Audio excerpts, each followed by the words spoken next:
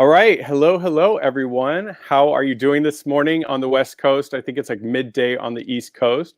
My name is Chris Tronson. Welcome and thank you for coming to hang out here at Chris's Corner. Today is my fourth episode. I'm so excited to be here every other Wednesday with the IOCF live streaming across all of their different platforms. I'm extremely excited about today's episode. I have two of my favorite people in the world coming on with me today. You see Kim Quinlan. Allegra Cass is coming. She's going to be fashionably late. She'll be here any second, so she'll be joining. So before I introduce both of them, just a quick disclaimer just at the beginning that we want to remind you guys. This live stream is intended to serve as educational content and is not intended to replace therapy.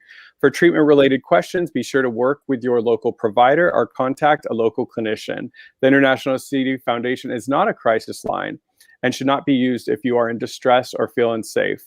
If you're in a crisis or you are ever feeling suicidal or unsafe, please go to your local emergency room, call 911, or call the Suicide Prevention Hotline. The number is 800-273-8255. I also want to let you know that here at the IOCF, we want to create as safe a place as possible, so please be kind and respect everyone. While saying that, this is going to be broadcast on various social media platforms and is being recorded, so please be mindful of that as you ask questions or leave comments. At the end of the day, we're all here to support another. So we're going to put the questions on the screen that you asked, so just be mindful that it's recording. I just want to also say to everybody that today's episode is going to be amazing. I forgot what I was going to say, but I'll just say that it's amazing. So I want to introduce my first guest. I'm super excited about Kim Quinlan. So just to give her like the official intro. So Kim Quinlan is a licensed marriage and family therapist. She's in the state of California and also founder of cbtschool.com, which is an amazing psychoeducation platform that provides online courses for those with obsessive compulsive disorder and body-focused repetitive behaviors who do not have access to mental health care, which is a lot of people. She is also the host of Your Anxiety Toolkit podcast, a podcast aimed at providing mindfulness-based tools for anxiety, OCD, depression, and BFRBs. And the episode that I'm on is probably the first one they should listen to, of course. How you doing, Kim? It's good to see you. Yes, it's so good to see you. I'm excited. I know what I was going to say before I blanked. What I'm excited about today's episode is obviously if you have general questions, please start asking the questions in the comments. We have a couple bullet points that we're going to go to, but we also definitely want to hear your questions and best support anything that you guys are wanting to ask my guest today and myself. Also, we have a couple bullet points that we'll be discussing. The main focus about today is Kim Quinlan and both Kim and Allegra have done a lot of advocacy online. They've also done a lot. There's Allegra. Yay! Nice. She made it. I was just about to introduce you, so perfect. So both of these individuals have been in different various news media outlets advocating for our community and mental health in general, as well as very active on social media and other platforms, conferences, speaking. So we're just going to discuss their journey with that, how we can stamp out OCD stigma, how you can use your platform for good, and general OCD topics. But now that Allegra's here, I have their official intro. So Allegra Castens is founder of the Center for OCD, Anxiety, and Eating Disorders, and is also a licensed marriage and family therapist who received her master's degree in clinical psychology from Pepperdine University. She is currently licensed in California, specializing in the treatment of OCD, anxiety disorders, BFRBs, BDD, and eating disorders. Her clinical work focuses on CBT, ERP, ACT, and mindfulness skills training for adolescents, adults, and children. Prior to work in private practice, she worked as a psychotherapist at the OCD Center of Los Angeles, specializing in OCD and related disorders. Her passion for OCD treatment, education, and advocacy comes from her own personal experience with the disorder. She understands firsthand the relentlessness of the disorder and how painfully it holds one's lives captive.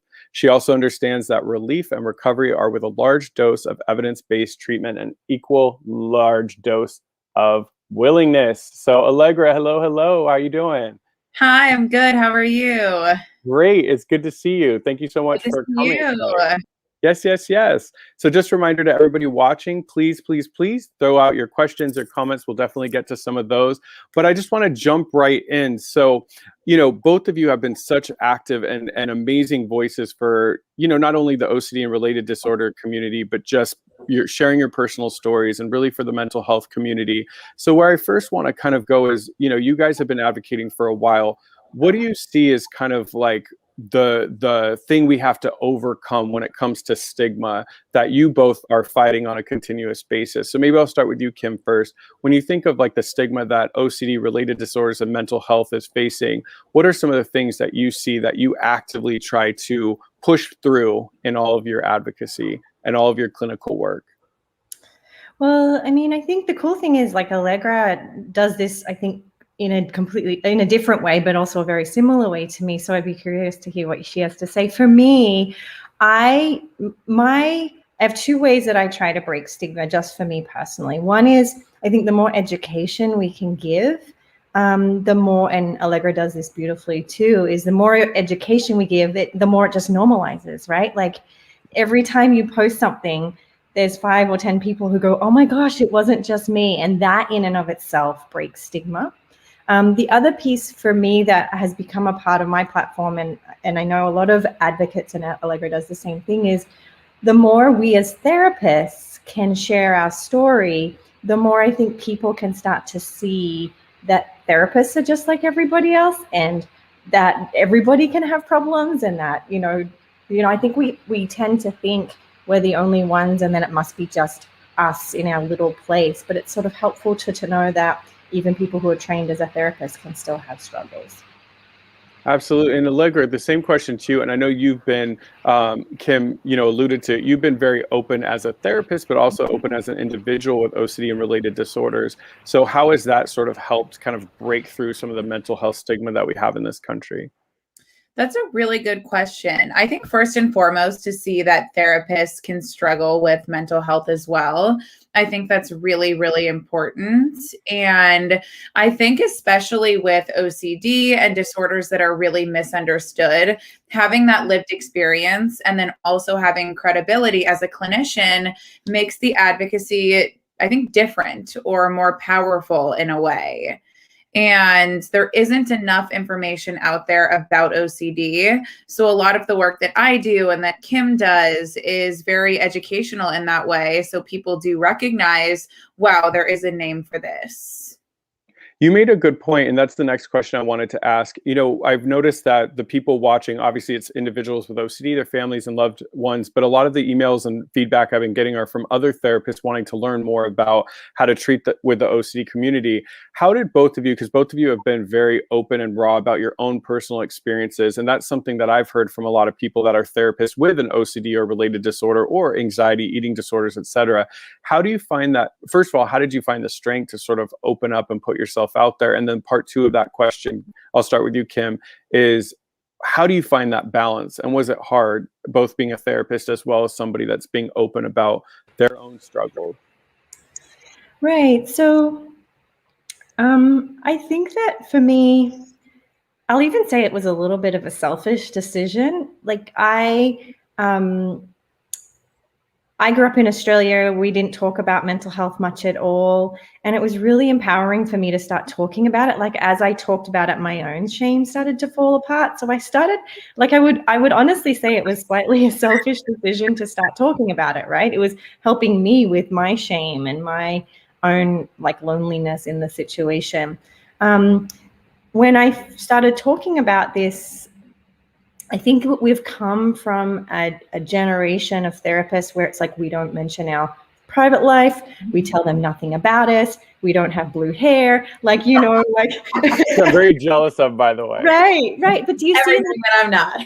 No, but so many clinicians I've spoken to have had this dilemma of like, we've come from where you had to wear like a blazer to work and to now sort of navigating, trickling out information about yourself and doing it in a way that benefits the person and isn't just there to like blah your story out. And, you're not just there to shout your own stuff. But I think that we're coming out of that generation. So we do have to sort of moderate that.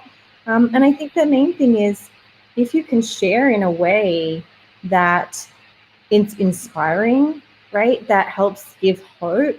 Our job is to do no harm, and there can be no harm from that. And so I think that more and more therapists are talking, which I think is really wonderful. Yeah, same for you, Allegra, same question. How have you been balancing it, and how has it been for you being a therapist, but also being very open about your own personal journey? I think when I was in grad school, I was really considering whether or not I wanted to like open up about it. But the thing is, I feel like I mean, everybody with OCD really has such a unique experience with the disorder that I decided like I would do this whole community. How do I say this? I would not do the community justice if I didn't share my story. So I decided that I wanted to balance it. And that means like maybe leaving out details here and there, or considering like, why am I sharing this? Especially if it's in a session with a client and I'm sharing like, hey, yeah, I can relate to that. It always has to be in the client's best interest. So I think a lot about that, but also as advocates, like, yes, we are therapists in our daytime job, but outside of the therapy office, I am so many other things. And I think we're starting to accept that more and more in society now.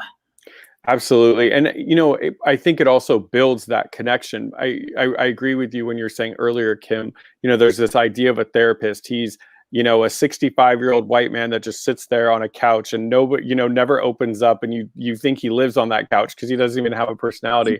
And, I don't know about you guys, but I feel that when people know you've gone through, even if it's not OCD, but just something, people's guards kind of come down. They're much more willing to be open and to share, and they don't feel this wall in between.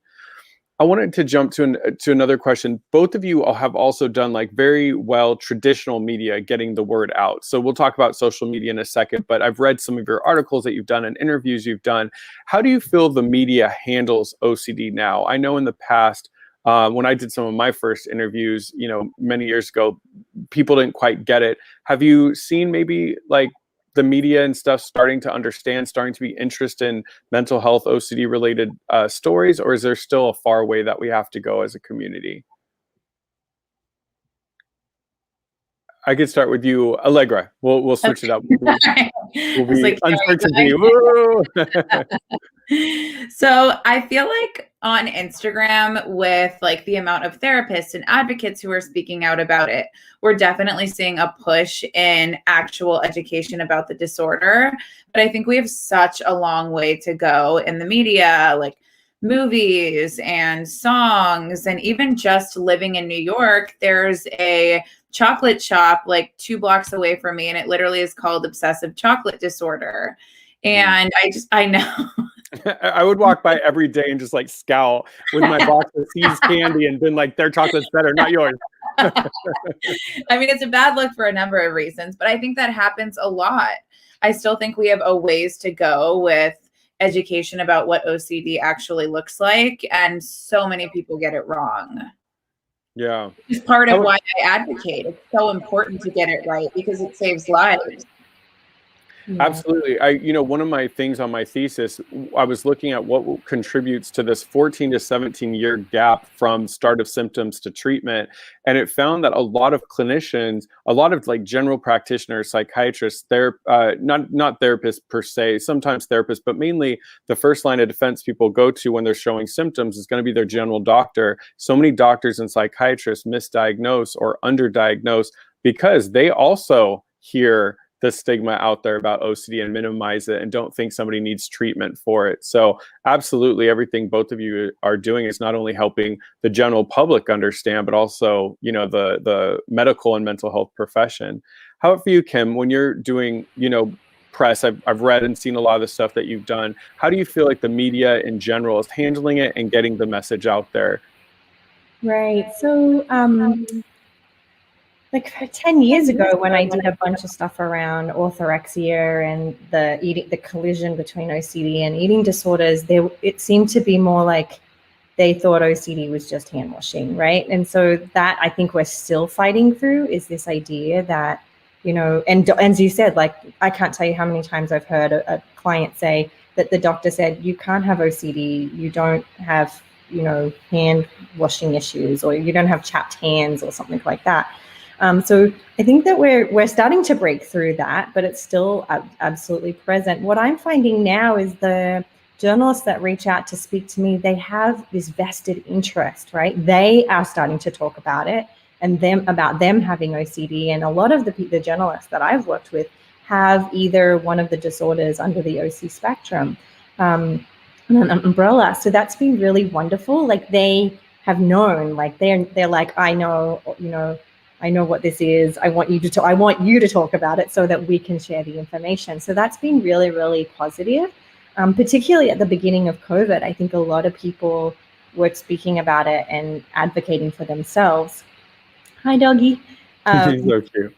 And the other thing that I think is really cool is that when they are asking questions, they seem to be asking better questions, right? That's been a shift. Instead of asking a question and then me having to elaborate for a very long time to sort of slip in the information that I want them to hear, they're actually asking the right questions, which has been really, really positive. The only thing that I think that I still have to slip in a lot is the idea that a mental compulsion is a compulsion. I think that people are still misunderstanding that compulsions are only physical. And so I that's sort of where I think we have a lot of work to do. I completely agree with that. I believe, this is just my opinion, I treat out of Orange County, and there are so many rehab treatment centers, and I guarantee that if they had OCD specialists, a lot of people would get better, because nobody knows that these dark, intrusive thoughts that they have is OCD. So a lot of people are self-medicating. And so we started to get people coming in, and they've gone through 8-9 rehab trips and never was diagnosed with OCD. And the whole reason they're drinking is they had these intrusive pedophilic thoughts, incestual thoughts, sexual harm thoughts, questions about their sexual orientation, etc. And they're just really, really struggling with those thoughts and trying to make it go away. So I'm glad that you pointed that out, because I do believe that a large chunk of the population that are not diagnosed would start to recognize they have OCD if we really continue to focus on that mental compulsion aspect. Absolutely. Allegra, I want to jump to the next question for you. You were speaking about obsessive chocolate disorder.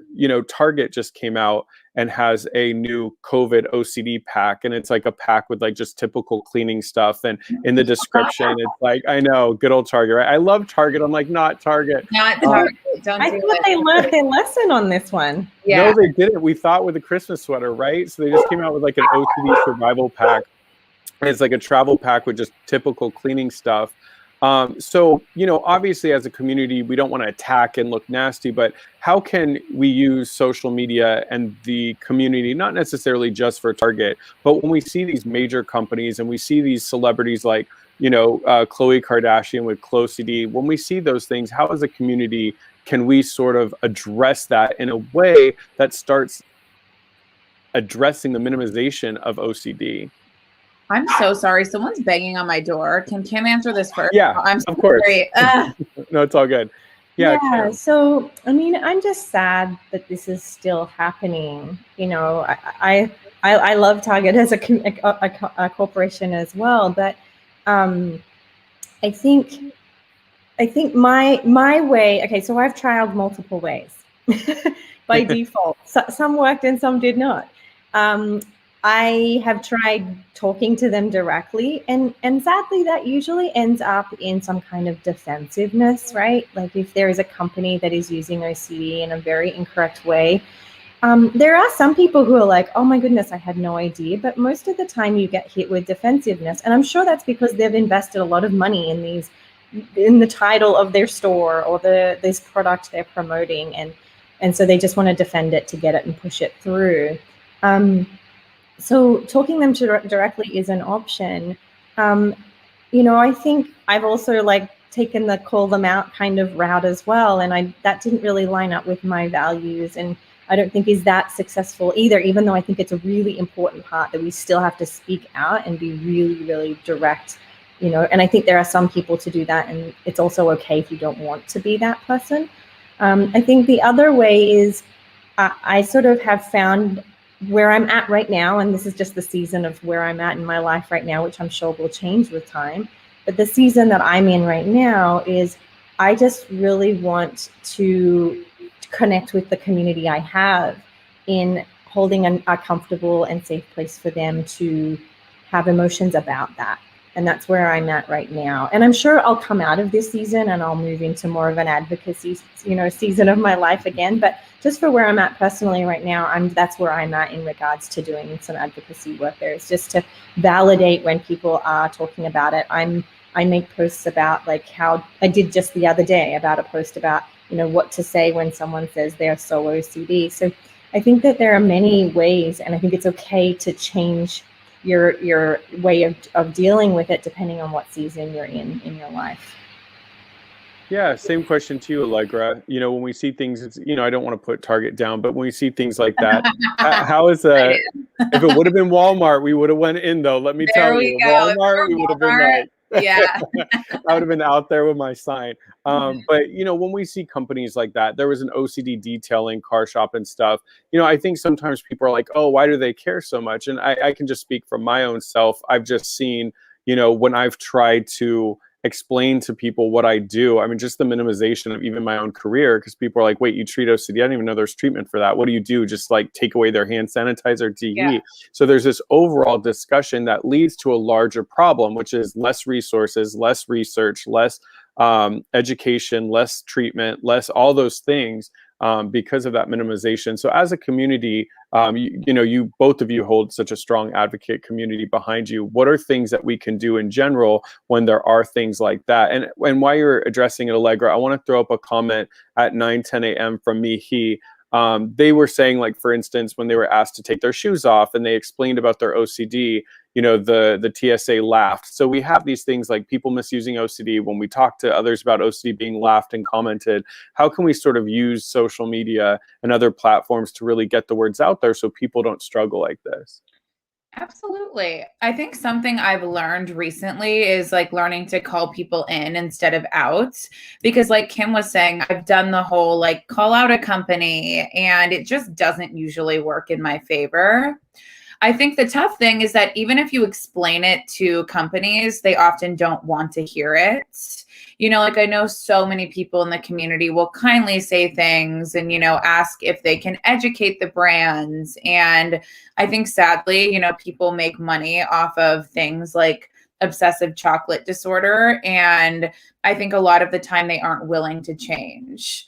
But calling people in is really helpful because it's less aggressive, it's less of an attack, and it's more of a like, will you listen to this? So that's kind of the route that I've been taking, and also deciding like what is my battle to fight and what isn't on social media, because there are so many things I could be advocating for, and I can't advocate for everything. Absolutely. A few shout outs. Jay from YouTube says hi. Caroline Kaylin from Facebook. Phyllis Duarte, who has a son with a OCD related disorder, said, when therapists and others share experience, it definitely builds a connection, in my opinion, because you get it. I wanted to throw up a question from Emily Pierce, or a comment, and see what your opinions are from 9:17 a.m. Emily says, I wanted to be a MHFA, which is a mental health first aider, to help others, but I was told I probably wouldn't be able to help other people because I have OCD. And this is something I hear from a lot of people, that when they say they want to go into this field, other people in their lives have told them, like, maybe it's not for you because you have it yourself. So if there's somebody watching, whether it's a mental health provider or person with, or a family member, or someone like Emily, what are your words? Because both of you have been open about the anxieties, the OCDs, etc. What would be your words to, I'll maybe start with you, Allegra, and then go to you, Kim. What would be your words for someone like Emily getting that kind of messaging from others? I would honestly say that, Emily, your lived experience probably makes you a better mental health clinician. It probably makes you more empathic. And I think people worry that, well, if you're struggling at any point, how can you help others? But I often find that like our own struggles allow us to help others more because we really get it. And I would say the whole values over fear. Like if going into this field is something that you value, absolutely do it, and don't listen to what fear is saying.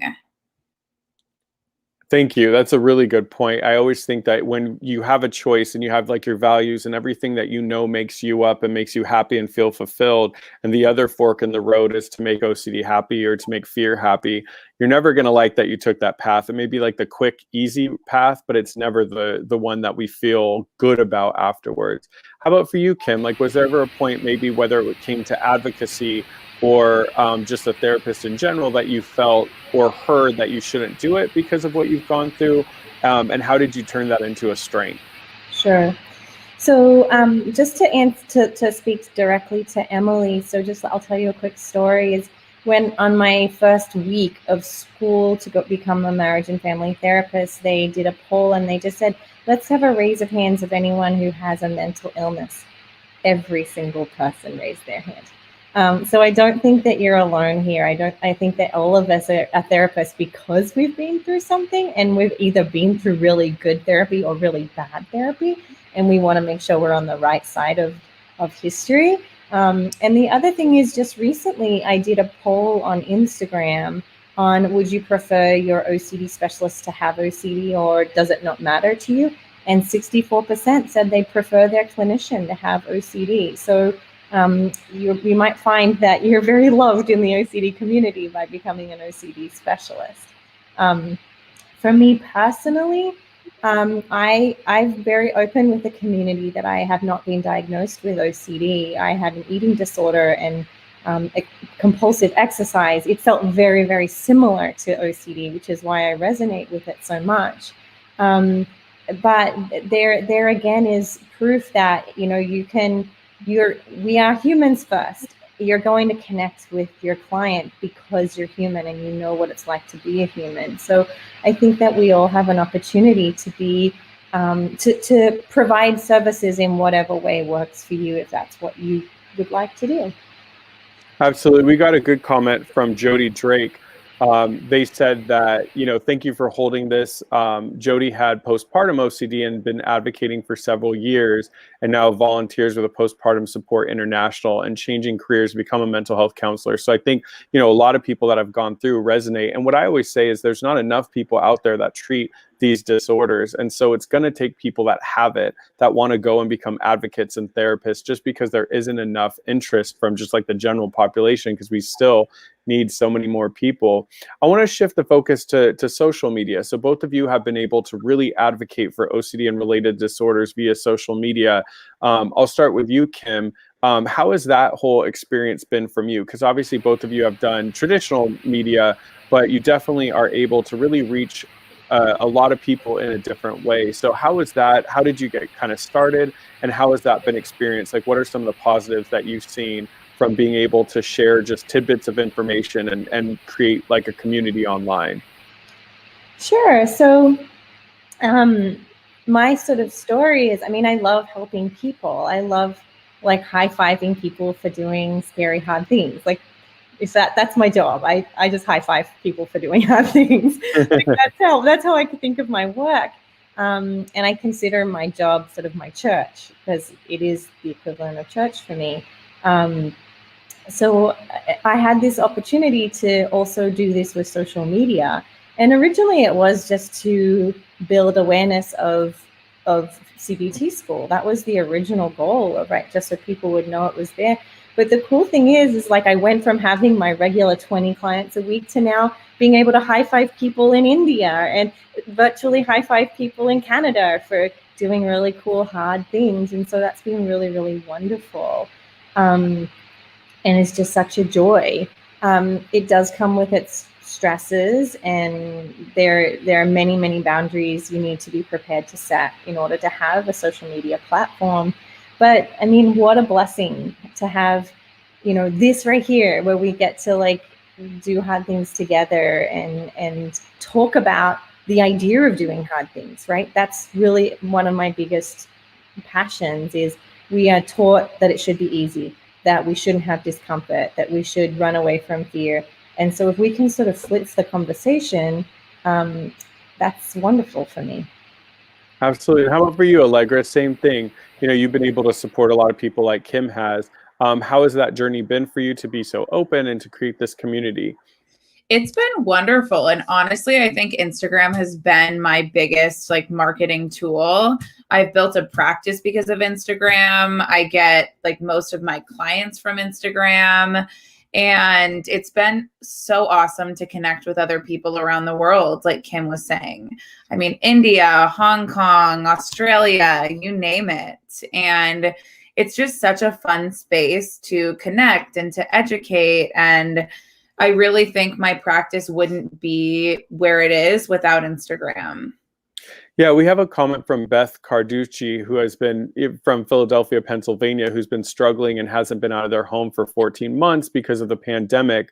How can social media, like, somebody for Beth who feels very alone, feels stuck in their house, how can like social media, like a community that you've built, Allegra, how do you see that helping people maybe like Beth, somebody that's really having a hard time going out there and being out there and finding themselves feeling very isolated? What do you see the value in these communities that both you and Kim have built for people that are struggling? I think the value lies within support and really utilizing the community to help, overcome these things. Obviously, it's going to take more than community support, but I think accessing resources online and talking to other people can be so helpful to make you feel like you're not alone, and then maybe also to provide encouragement to do the really hard things. Absolutely. Good advice. Kim, I want to cycle back to you. So we talked about, you and Allegra just talked about obviously the really good things about, media and social media and advocating and speaking and being open. I know it doesn't always come with good things. So maybe just address one, a two-part question for both of you. How do you address just like boundaries and being able to have that self-care and still support people, but still support yourself? And then the second question is, unfortunately, there's trolls. Unfortunately, there's people that are mean and nasty and stuff. And how, what have you seen from that kind of group of people, and how do you handle that? Sure. So I've only just recently I think I'm constantly renegotiating my boundaries with social media, right? So it's an ongoing kind of journey, and I think it will continue to be. So, it's a lot about, setting limits with yourself. Like boundaries you've got to set the boundaries with yourself before you can set them with other people. So for me, it's been around how much time I'm willing to be on social media, because I do really believe that social media is a wonderful place to give many benefits for mental health, but it also can be a place where your mental health can slide very quickly. And so it's really setting some time boundaries around that. I think it's also for people wanting to advocate, it's identifying what you actually want to do, because it's very easy to want to be all things to all people.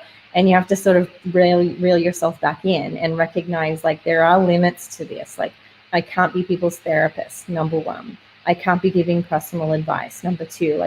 And it's so easy to fall out of that and slip. And because you genuinely want to help people, right? Or they might be really, really pushy. Another really big one, I know Allegra and I have messaged each other a lot, is around people who want reassurance on social media. And you have to learn how to set boundaries, which can be really scary because they can seem like they're in a crisis, and it's scary to sort of know that they haven't got anyone to talk to, but also not step across a boundary and across an ethical line. So it's an ongoing boundary setting journey that we're on. And I think that as an advocate, we need support. Like, how often, Allegra, have I texted you and being like, how are you handling XYZ? And, how this is happening with me. So that has been really, really a huge piece to have support as an advocate, because it's tough. I have sort of a not so great history with trolls. Trolls have become a really, really big part of the work that I do, or unfortunately. So I'll be completely transparent that I have been just recently a target for one person who created over 60 accounts to troll me. Oh my God. With my name in the title of their handle, and with some pretty tough content that was pretty disturbing. I think that I don't share that because I need I'm very okay with it, and I have lots of support. The reason I share that is you have to sort of be willing and have a support system to get you through those kinds of things, because it does happen. From after going through that, I reached out to multiple accounts that have a larger following, and they basically say it's a daily thing, right? That advocacy on social media does mean you often get trolls. I think the main thing is to make sure you have a support system who have your back unconditionally, and that you can also be able to step away and, you know, set that boundary, I think is really important. You know, trolls, they don't, you know, generally a troll is just doing their best to spread nastiness. It's not about you. It's usually just a part of their own unhappiness, of their own struggle. And so it's also a matter of knowing that. Well, I just want to say, first of all, I am so sorry. I mean, it just, you know, I know you, I've known you for a long time. You're such a ball, both of you. That's why I love both of you. You know, both of you are such balls of positivity and go above and beyond and spend so much time of your own lives to support and help others. And to know that somebody's out there doing that, it's just sad. So I really am sorry that you're going through that. And thanks for being so open. I do know that a lot of people want to get into advocacy, especially as they become a therapist. They want to start putting stuff out there to help the community, or people with OCD want to start advocating and really make sure that others don't struggle in silence. And to just think there's people out there trying to knock people like you two down is so disheartening. So I'm not that I did it, obviously, but I'm so sad that you're going through that. Thank you. I swear it wasn't me. Seems like I'm the troll. No. I don't know how somebody has it. I already am exhausted with one social media account. Right. I wouldn't even know what to do. Let me sort of just spread a positive story, is that just recently, Instagram has created extra ways to block new accounts being made. It was highly requested by people because of the degree of people being trolled. So the good news is that Instagram and Facebook have put in place an extra measure to protect against that, which has been really beneficial. Good Instagram. How about for you, Allegra? Same question. How have you created boundaries? And then also, how do you deal with trolls or kind of some of those more nasty kind of people putting stuff online? Yeah. I think I've had to learn, A, not to take things personally, and B, not to respond to everything, because sometimes we just get some really wild comments and some really nasty comments. I think one of the hardest things has been, and this is not everyone, this is only like select people who kind of feel like they own your content and they own your page and they own even you. You know, I get a lot of messages about, you know, why aren't you talking about this? Why aren't you talking about that? Or you should be saying this. I want you to speak directly to my experience. And I'm so sorry. My dogs are like going crazy right now. It's okay. Something's happening outside. Sorry. So yeah, it's really difficult, but I've learned kind of just not to respond, or to very respectfully say, like, this is my social media platform. If you'd like to speak to this topic, I totally support you in creating your own platform. And having those boundaries, because having boundaries doesn't make you rude. It's honestly a respectful thing to do. And sorry, my dogs are distracting me. I forget what else was I saying. How do you deal with just, you know, I know you're talking about like people demanding and stuff. How do you keep the fight going? Like, if people are saying nasty things or trolling, like, how do you not, you know, look at your phone one day and just say, like, why am I doing this, and set it down? Because, you know, I know there's so many people out there now that want to advocate and they look up to people like you. How should they handle, for instance, if they start getting a mean comment or a nasty comment? Yeah. I mean, I do set my phone down sometimes and say, why am I doing this? I'm done with this. Like, sometimes it feels so thankless, honestly, especially when, like, I haven't had nearly the amount of trolls that Kim has, but I did have this one woman who was really offended by something that I posted, and she created like a 10 photo carousel on her page, like saying all this shit about me, and like my pictures were everywhere on her page. And I was kind of just like, why on earth do I do this to receive that? But that's where a support system comes into play. Like, I call Kim or I call Chrissy, and they really help ground me and bring me back to like why I do this. But sometimes it is necessary to delete the app and take a week off. And I do that often.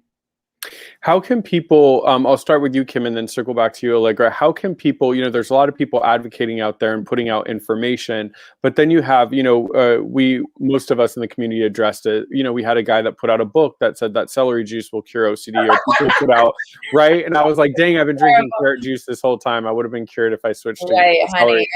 But how do we, you know, there's so many people out there struggling, and they're going to social media, and they're luckily, if they're coming across pages like yours, they're getting great information from two people that are advocates and happen to be therapists, but there's also great advocates that aren't therapists that are putting out really just evidence-based information, things that are based in fact. How can someone navigate though? Because I do know that there's also a lot of people on social media that are making promises or saying they can treat OCD when they can't, or they're putting out information and facts that aren't accurate. So I'll start with you, Kim, like somebody who's watching this that's going to social media and stuff. How do you kind of decipher between like what is good information being put out there and then what is some things that are just incorrect?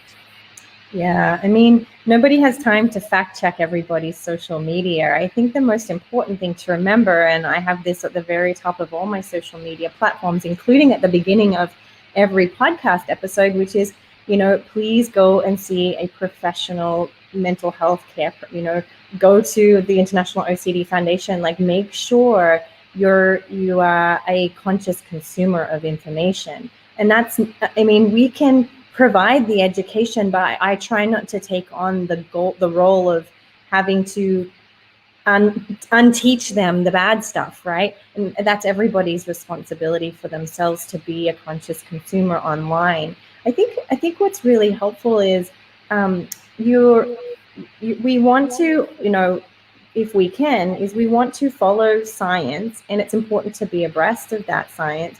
But I think the other thing is just be careful of anyone using language like cure or fast or the 6-week plan. I try not to ever be gimmicky, because I know as soon as you hear gimmicky, you're probably overselling something that's not even true. So I think if you can be aware of those types of words, right? All it takes is celery juice. And I think even in that article, he was like, there's explosions in your brain, and there's like, you can burst certain issues. I think you can start to sort of be very aware of the language that's being used. Like if you ever see a post of mine that says, I can, in 6 weeks time, I can solve your anxiety, you can maybe start to question that and step back and be like, And so I think it's just a matter of being aware of that kind of language. Great points. And how about for you, Allegra, kind of going off of what Kim was saying, there's a lot of people advocating out there. How can people tell between maybe some of the advocates or some of the clinicians that are really advocating in articles and social media that they're getting good information that's going to help them in their recovery journey? I think similarly to what Kim said, is be on the lookout for things that are over sales pitch. Like if that makes sense, like a cure in 4 days or a cure in 6 weeks, things like that are unethical, because we can't guarantee that someone is going to get better. We can't ever guarantee a time frame that someone is going to get better. So really look at the ethics on a particular page or a particular therapist website.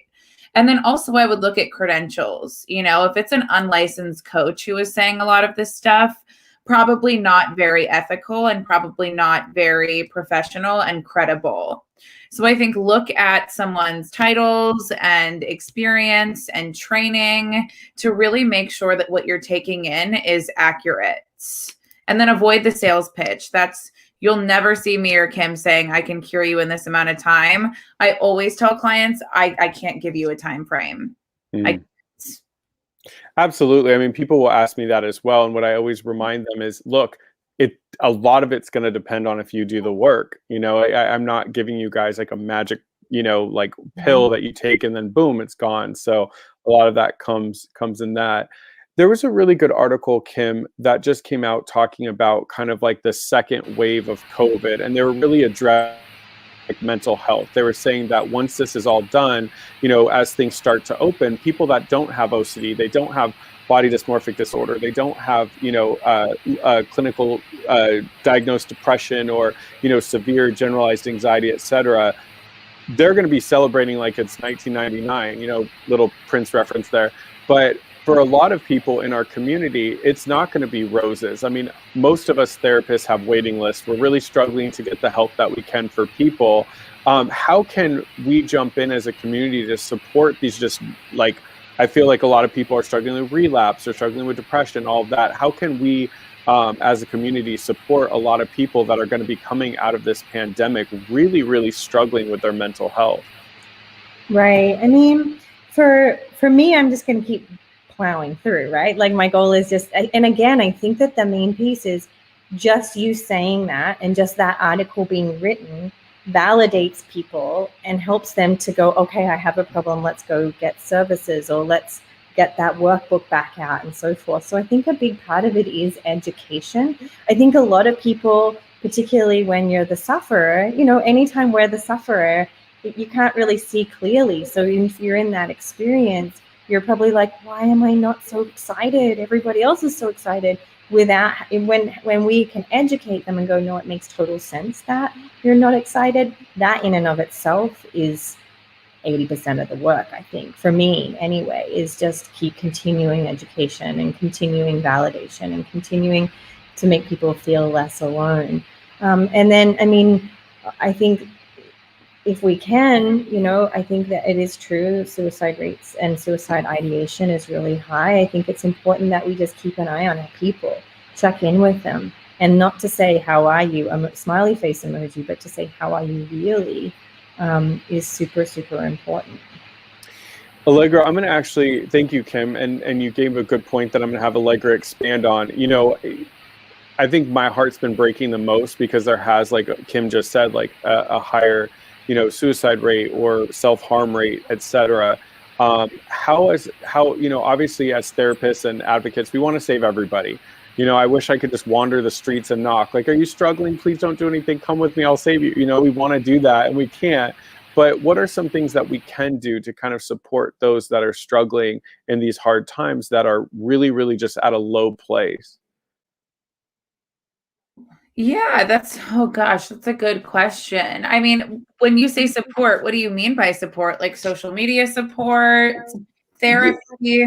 All of that. There's going to be people that are watching this that are loved ones. Like, how do they support their loved one and, check in on them? How can we use like social media platforms and how can we use the media? The media has been really nice to us right now because there were a lot of stories coming out about people with BDD struggling and people with OCD struggling and depression.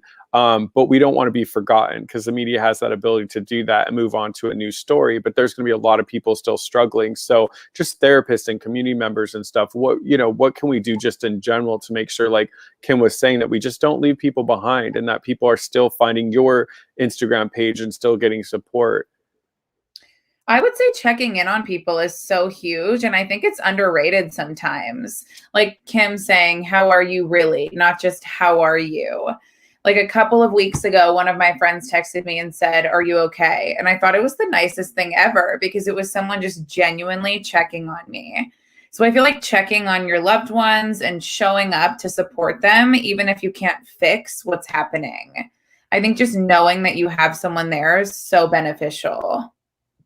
Absolutely. I do think that's important because, we have a comment from Debbie Miller-Massa at 9:51 a.m. She says, I believe that ones that particularly have like contaminant issues, for instance, right now can take small steps and be proud of small victories. Each day, try to add to it and each day honor the fear and proceed. And I think, that's another thing is the community can do is celebrate those people that are doing, really great. Like you always say, Kim, like they're facing those kind of hard things. So also offering, kind of that just moral support for the people that are fighting back to say, look, we hear you, we're here for you, we support. If we could throw up the comment from Love Lana, because this was one thing I wanted to address too. They say on YouTube, 2008 movie Phoebe in Wonderland was the first movie that I related so strongly to the main character. Actress Ellie Fanning and her OCD and tick experience. Good movie if you haven't known about it. I'll start with you, Kim. Any good films or TV shows that you feel properly represent OCD? And then the second kind of small question is how, what about the movies and TV shows that don't do it in a light? Like, how do you think that, have you seen that still increase? Is that something that we hope the community addresses? Just maybe your thoughts on how OCD is portrayed in other forms of media like films, television, etc. Yeah. So I'll probably pass on that because I don't watch a lot of TV at all. I'm actually, I don't watch much TV at all. So I'm really bad at that. Are you a unicorn? Like, who are you? My clients will be like, oh my gosh, did you watch such and such? And I'll be like, no, I don't even know what you're talking about.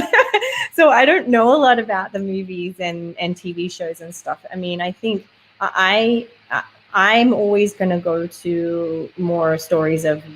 I'm always telling my clients, like, go to the OCD stories or listen to, podcasts of people with lived experience, listen to advocates who have OCD.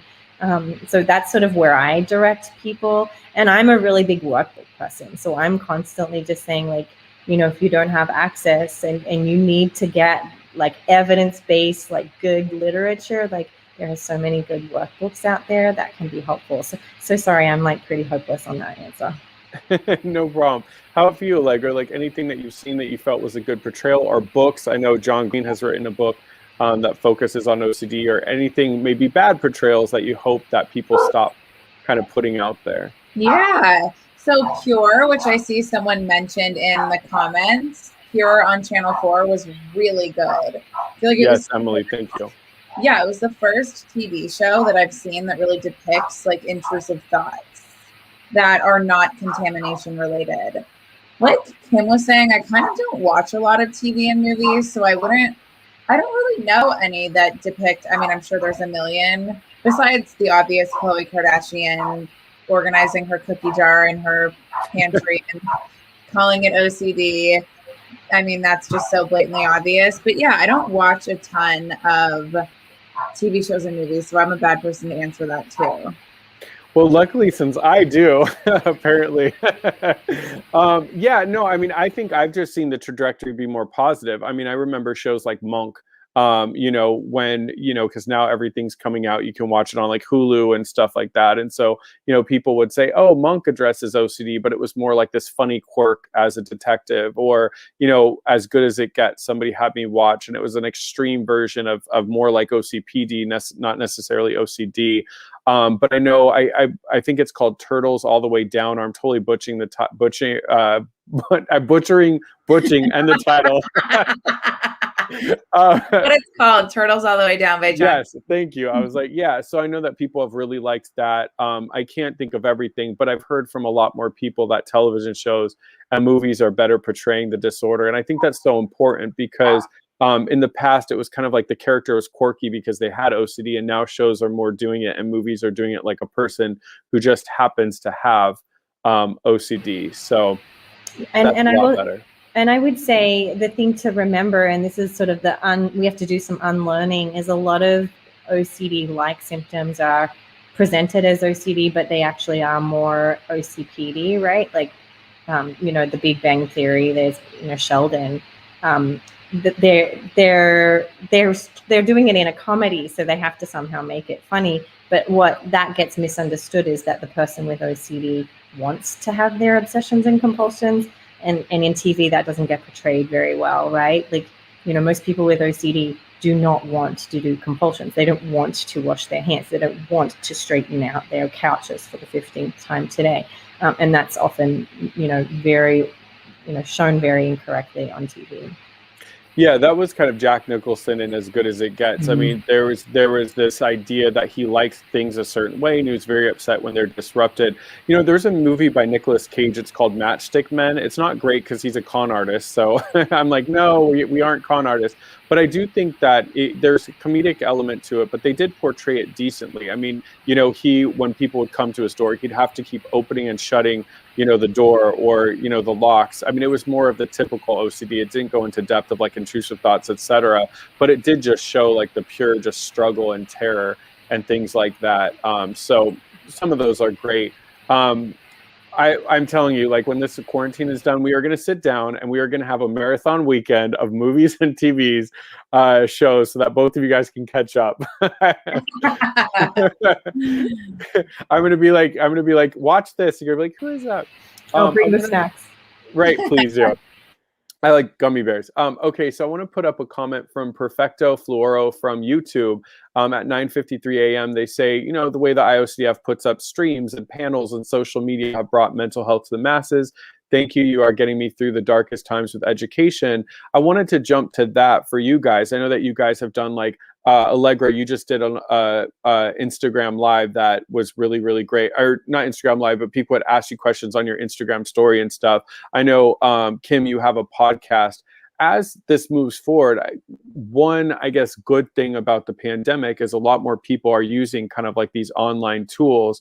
What do you see, I guess, to kind of finish it off on this topic, because we're about to be out of time, how do you see moving forward things like live streams, things like podcasts, things like Instagram stories or Instagram lives? How do you think that can continue to help get the story out about OCD that maybe people weren't utilizing pre-pandemic? Yeah, I think people, there's no reason that you can't access these things, and they're free, right? So this is what is so exciting, is that there is so much more than there was 10 years ago, that is free access at your fingertips. So I often tell people, like, that should be a part of your mental health, program that you've created for yourself, is to every day, or do your best to at least once a week sit down and gain information from, podcasts, workbooks, Instagram, Facebook, any of the ISCDF Facebook. There's like years of Facebook lives there. So, I mean, if you can make it a part, I often tell my patients, like, every week, sit down and dedicate some time to just learning from other people. Because, I might say it a certain way in session, and that might be nice, but you might really need to hear it the way Allegra says it, right? And then on a completely different topic, you might really need to hear the way Chris says it. So I think that there is so many good clinicians out there putting out awesome information. Eat it up. Yeah, same question for you, Allegra. Like, now that we have, these kind of virtual ways to reach people that maybe people weren't utilizing pre-pandemic, how can that continue even as things kind of open up to still support the community? Yeah, I would say, like, continue using the resources. I think things like Instagram and podcasts and live streams are accessible to people around the world. And I think that's what makes them so valuable. Even online conferences, like the Game Changers conference over the weekend that was virtual. I think virtual conferences really open up the possibility of having other people from other areas join. So I would say, like, keep utilizing resources, and I hope that we can continue to put resources online so that they are more accessible. Absolutely. I think online conferences are going to continue to reach hundreds, if not thousands, of people that couldn't be there in person. All right. I just want to give you a chance both to do final thoughts. Any final thoughts for our community, Kim, to kind of take us out? A final thought on social media or in general? Or just everything. This is your time to just say whatever you'd like to the viewers of Chris's Corner. Any kind of final thoughts, either on this topic or just in general? I think the main thing to remember is, if you could just do one thing for yourself, which is to have a compassionate place to be where you're at today. I think this has been a really, really difficult year. I think, we're all suffering and struggling in multiple ways. And I would love just if everyone could offer themselves a little bit of compassion today, and kindness, because, this is not easy. This has been really, really difficult. And I just am so grateful to have the opportunity to talk with everybody and to encourage people to do hard things and to, keep fighting and keep trying. I think it's super important to hear that message every single day from somebody. And I'm really, really honored that I can, be that, and we can be that for some people. Thanks, Kim. How about for you, Allegra? Any final thoughts? Yeah, I would say keep doing hard things and keep doing the hard work. Yeah. Just kick butt. There you go. That's what I was trying to say. All right. Well, I want to thank both of you ladies so much. You are two of my favorite people. I was so excited that we could make this happen. I know you're both really busy, but I really wanted to talk on this subject. I think you are two of the best to do it. And I thank you so much for not just being on my show today, but obviously everything that you do for the community to really, really support and to really help. So thank you so, so much, both of you. Thank you. Thank you for having me, Chris. Yes, really quick before you guys drop out. Make sure if you're watching this and you need to find help, both of these are amazing therapists, but if you need to find someone in your area, make sure to go to iocdf.org/find-help. Also, Ethan, Smith is going to be live tomorrow at 7 p.m. Eastern time. He's going to be talking about biologically based treatments for OCD. And then final plug on virtual conferences, like Allegra just said. I know OCD Jacksonville and Georgia are teaming up for an amazing conference Saturday, June 12th. That's free. And then OCD Southern California is going to feature both of these women speaking. I'm so excited. That is Saturday, July 31st. Make sure you go to ocdsocal.org to register for tickets. Thank you so much to my two favorite people for being on my show. Make sure you come back in 2 weeks for Chris's Corner, the next episode. Thank you, Allegra. Thank you, Karen. Bye.